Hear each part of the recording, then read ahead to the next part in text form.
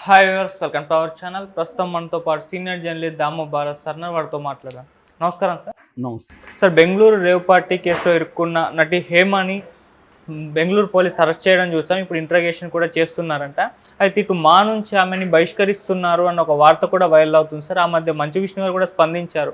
అంటే ఆమె దోషిగా తేలితేనే బయటకు పంపిస్తామని చెప్పేసి అన్నారు. మరి ఇప్పుడేంటి, ఎక్స్పెల్ చేస్తున్నారా లేదా, అసలు ఆమె కేసు పరిస్థితి ఏంటి సార్?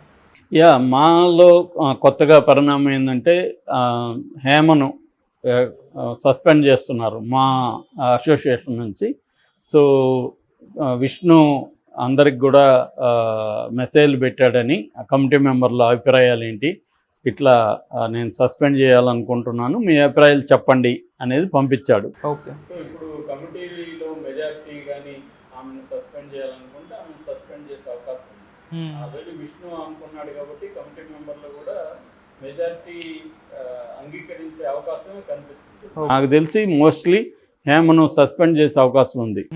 సో ఇది కరెక్టా కాదా అనే చర్చ కూడా సోషల్ మీడియాలో స్టార్ట్ అయింది.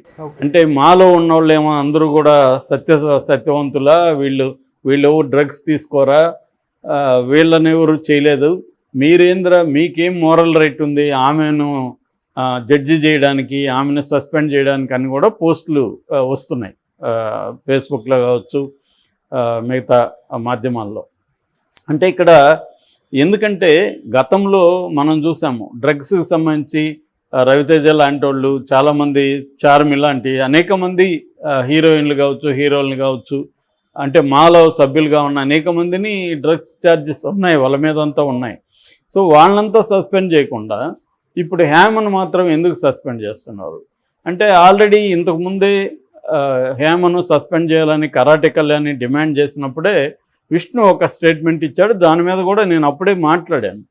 విష్ణు చెప్పిన ఆ స్టేట్మెంట్లోనే ఒక ప్రాబ్లం ఉంది. ఆయన ఏం చెప్పాడంటే, పోలీసులు కానీ ప్రూవ్ చేస్తే ఈమె పాల్గొన్నట్టు, డ్రగ్స్ తీసుకున్నట్టు నేను సస్పెండ్ చేస్తున్నాడు.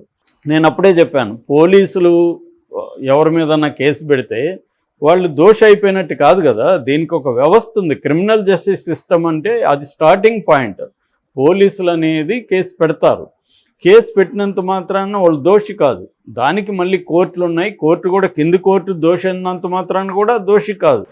సుప్రీంకోర్టు వరకు వెళ్ళొచ్చు. అప్పీలింగ్ అనేది అందుకే పెట్టారు, ఎందుకంటే కింది కోర్టులో తప్పులు జరగచ్చు, పై కోర్టులు ఎందుకు ఉంటాయి, కింది కోర్టులు ఏమన్నా తప్పులు జరిగితే అవి చూసుకోవడానికే కదా. సో ఈ సిస్టమ్ అనేది ఉన్నప్పుడు నువ్వు సుప్రీంకోర్టులో కూడా కన్ఫామ్ అయ్యి అతను ఆమె శిక్ష పడితే, కన్విక్ట్ అయితే అప్పుడు నువ్వు నిర్ణయం తీసుకుంటే ఉంది, అంతవరకు దోషి అనకూడదు. సో మన నేచురల్ జస్టిస్ సిస్టమ్ ఏం చెప్తుందంటే, ఎవరైనా ఒక వ్యక్తి మీద ఆరోపణలు వచ్చి జైలుకి వెళ్ళినా కూడా అతనికి శిక్ష పడే వరకు కూడా, కన్విక్షన్ వచ్చే వరకు కూడా is supposed to be not guilty, ఇన్నోసెంట్గానే పరిగణించాలి. సో ఇప్పుడు అందుకని చంద్రబాబు ఫర్ ఎగ్జాంపుల్ 52 రోజులు జైల్లో ఉన్నాడు. ఆయన వీళ్ళైతే దోషి అనేసేవాళ్ళే కదా. ఇప్పుడు వీళ్ళ మెంబర్ అనుకో చంద్రబాబు, వీళ్ళు సస్పెండ్ చేసేసేవాళ్ళు చంద్రబాబు దోషి అని. ఇంతే కదా. ఇప్పుడు ఆమె మీద ఏం అభియోగాలు వచ్చాయి, ఆమె రేవ్ పార్టీలో పాల్గొనడం నేరం కాదు, కానీ రేవ్ పార్టీలు ఏవేవో కానీ ఇవంట అని చర్చలు వస్తున్నాయి. అది ఎవడికి తెలియదు. ఒకవేళ అవన్నీ ఉంటే ఒక గుంపు న్యూట్గా డ్యాన్సులు వేస్తారనుకో ఒక సీక్రెట్ ప్లేస్లో, దానితో మనకేం పని, అది వాళ్ళ ప్రాబ్లం. ఒక నలుగురు ఒక రూమ్లో న్యూట్గా డ్యాన్సులు వేసారంట అనేది వచ్చిందనుకో, దానికేం పనిష్మెంట్ లేదు, అదేం క్రైమ్ కాదు ఎక్కడ, అది ప్రూవ్ కూడా కాదు.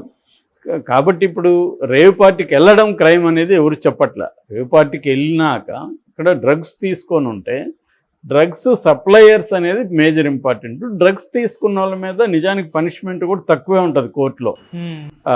ఎన్డీపీఎస్ యాక్ట్ కూడా ఏం చెప్తుందంటే, కమర్షియల్ క్వాంటిటీ ఉంటేనే వాళ్ళకి ఎంతెంత క్వాంటిటీ ఉంటే ఏ రకమైన శిక్షలు కూడా డీటెయిల్గా ఉంది.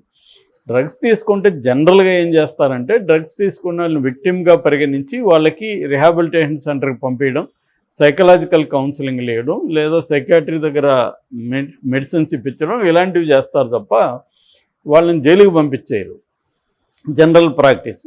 కాకపోతే హ్యాబిచ్యువేటెడ్ అంటే వాళ్ళు రెగ్యులర్గా తీసుకొని అలవాటైంది, వాళ్ళు కూడా డ్రగ్స్ వేరే వాళ్ళకి ఇచ్చి ఇవన్నీ చేస్తుంటే ఖచ్చితంగా శిక్ష పడుతుంది. సో ఇప్పుడు ఈమె నిజానికి 86 మంది డ్రగ్స్ తీసుకున్నట్టుగా బ్లడ్ అండ్ హెయిర్ శాంపుల్స్లో రిజల్ట్స్ వచ్చాయనేది సిసిబి వాళ్ళు, సిటీ సెంట్రల్ క్రైమ్ బ్యూరో వాళ్ళు చెప్తున్నారు. వాళ్ళు చెప్తున్నప్పుడు ఈ 86 మందిని ఎందుకు జైలుకి పంపించలేదు, ఎందుకు హేమని పంపించారు అనేది కూడా ఒక బిగ్ క్వశ్చన్. దానికి వాళ్ళేమి మనకి ఇప్పటివరకు ఏమి చెప్పలేదు. 86 మందిని కూడా పంపించాలిగా, హేమ డ్రగ్స్ తీసుకునేది 86 మంది తీసుకుని. కాకపోతే కన్నడ మీడియాలో ఒక వెర్షన్ ఏంటంటే డ్రగ్స్ తీసుకునే దానికి హేమని పంపించట్లేదు, ఈ రేవ్ పార్టీ ఆర్గనైజర్లో ఆమె కూడా ఒకరు అనేది వాళ్ళకి అనుకుంటున్నారు కాబట్టి ఆమెను పెట్టారనేది అంటున్నారు. ఏదేమైనా అనేకల్ అనే కోర్టులో, బెంగళూరులో అనేకల్ కోర్టులో ఆమెని నిన్న ప్రవేశపెట్టి ఆమె ఆల్రెడీ రిమాండ్లో ఉంది. రిమాండ్లో ఉంటే వాళ్ళు పోలీసులు ఏంటంటే ఈమెను కస్టడీకి అడిగారు. 3 రోజులు కస్టడీకి అడిగితే కోర్టు జడ్జి గారు 1 డే మాత్రమే ఇచ్చారు, 24 గంటలు కస్టడీ సరిపోతుందని చెప్పారు.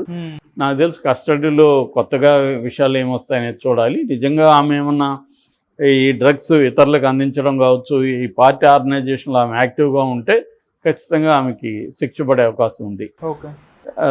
అది కూడా ఎప్పుడు మళ్ళీ కోర్టులో ప్రూవ్ కావాలి. ఇవన్నీ డ్రగ్స్ తీసుకున్నంత మాత్రాన, వాళ్ళు పోలీసులు చెప్పినంత మాత్రాన అదే నిజము, ఆమె దోషాన్ని తేల్చే హక్కు ఎవరికి లేదు, మనకెవరికి లేదు. సో ఇప్పుడు అసలు అందుకనే మా మీద విమర్శలు ఉన్నాయి. అసలు ఇతను ఎన్నికలే పెట్టలేదు, ఇతనేమి డెమోక్రాటు, ఇతను ఎన్నికలు పెట్టాలి కదా, ఎన్నికలు ఎందుకు పెట్టలేదు? 2 ఏళ్ళు అయిపోయినా కూడా ఏదో పద్ధతిలో తనే కంటిన్యూ అవుతున్నాడు, దానికి ఏదో ఒక స్టోరీ చెప్తున్నాడు, ఆ బిల్డింగ్లు కట్టాలని, నువ్వేమి దీంట్లో లేకపోతే కట్టకూడదా? సో ఇదన్నీ ప్రాబ్లమేటిక్. సో వాళ్ళ వెనకే ఇంత నలుపు పెట్టుకొని తను ఈమెని జడ్జి చేస్తూ ఆమెకు పోలీసులు ఇది పెట్టారు తప్ప అదేమి కోర్టులో తేలలేదు. అప్పుడు కూడా అదే చెప్పాడు, పోలీసులు కానీ కేసు పెడితే నేను సస్పెండ్ చేస్తాను. పోలీసులు కేసు పెడితే నువ్వెలా సస్పెండ్ చేస్తావు, ఆమెను దోషాన్ని నువ్వెలా డిక్లేర్ చేస్తావు? సో ఇది ప్రాబ్లమేటిక్ మా ఆర్గనైజేషన్తో. ఒకవేళ ఆమెని చేస్తే కూడా అది రాంగు. రెండోది, ఈ మీడియా అంతా కూడా ఎలాగైపోయిందంటే వీళ్ళే జడ్జిమెంట్లు, వీళ్ళే ఎంక్వైరీలు అన్నీ ఇక్కడ కూర్చొని చేసేస్తారు. ఫీల్డ్లోకి వెళ్ళి రకరకాల వాళ్ళని కలిసి చేస్తే ఒక అర్థం ఉంది. మామూలుగా ఇంతకుముందు అంతా కూడా పౌర హక్కుల సంఘం, మేము కూడా పనిచేసాం పౌర హక్కుల సంఘంలో. పనిచేసినప్పుడు ఎలా ఉండేదంటే మేము ఏదైనా ఒక సంఘటన జరిగితే ఒక టీము ఫ్యాక్ట్ ఫైండింగ్ వెళ్ళేవాళ్ళం.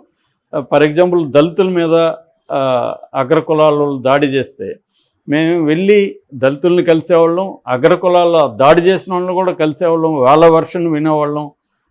తర్వాత దాంట్లో ఇన్వాల్వ్ అయిన స్టేక్ హోల్డర్స్, పోలీసులు కావచ్చు, వేరే ప్రభుత్వ యంత్రాంగం, అందరినీ కలిసి ఒక సమగ్రమైన ఇన్ఫర్మేషన్ కలెక్ట్ చేసుకున్నాక అప్పుడు కూర్చొని డిస్కస్ చేసుకొని అప్పుడు ఒక ఒపీనియన్కి వచ్చేవాళ్ళం. ఒక్కొక్కసారి విక్టిమ్స్ కూడా కొన్ని అబద్ధాలు చెప్తారు, కేసు స్ట్రాంగ్ అవ్వనని, వాళ్ళ మీద లేనిపోయిన అబద్ధాలు కూడా చెప్తారు అన్నమాట.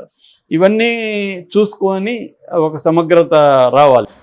అప్పుడు కూడా మనమేమి వాళ్ళు దోషులని కాదు, కానీ చట్టం తన పని తను చేయాలని, కోర్టు ద్వారానే వాళ్ళకి పనిష్ కావాలని కోరుకుంటాం. ఇది జనరల్గా డెమోక్రటిక్ ప్రాసెస్. ఇది వదిలేసి ఇవాళ మీడియా ఏమైపోయిందంటే వాళ్ళని ఎవరు తప్పు చేశారో వీళ్ళే ఇక్కడ కూర్చొని జడ్జిమెంట్లు ఇచ్చేయడం, వాళ్ళకి శిక్ష పడాలనడం. మీడియాకి శిక్ష వేసే అధికారం లేదు, కానీ లేకపోతే వీళ్ళే వేసేసి దాన్ని కూడా లైవ్లు చూపించే అవకాశం ఉంది. అలాగే ఇదంతా కూడా డెమోక్రసీకి ఇబ్బంది. యాక్చువల్గా డెమోక్రసీలో మీడియా అనేది వన్ ఆఫ్ ద 4 పిల్లర్స్. కానీ ఇప్పుడు ఏమైపోయిందంటే ఇది యాంటీగా అయిపోయింది డెమోక్రసీకి ఈ మెథడ్స్. అంటే ఎవరికి ఇప్పుడున్న మీడియాలో చాలామందికి బేసిక్ డెమోక్రటిక్ రూల్స్ తెలియవు, కాన్స్టిట్యూషన్ తెలియదు, చట్టం తెలియదు, ఏవీ తెలియకుండా ఇష్టం వచ్చినట్టుగా జడ్జిమెంట్స్ పాస్ చేయడం. అట్లాంటి ఒక క్యారెక్టరే విష్ణు అనేది మనకు అర్థమైంది. మొన్న అతను ఇచ్చిన స్టేట్మెంట్లోనే అతనికి లా తెలియదు, కాన్స్టిట్యూషన్ తెలీదు, క్రిమినల్ జస్టిస్ సిస్టమ్ తెలీదు, ఏమీ తెలియకుండా మాకి ప్రెసిడెంట్ అయిపోయాడు. అతను జడ్జి చేసేస్తున్నాడు, ఆ అమ్మాయిని నేను బహిష్కరిస్తాను అంటున్నాడు. మరి ఆమె బహిష్కరిస్తే ఆమె కోర్టుకు వెళ్తుందా దీని మీద, లేకపోతే ఏం మాట్లాడుతుందా అనేది మనం చూడాలి. Okay sir, thank you so much sir.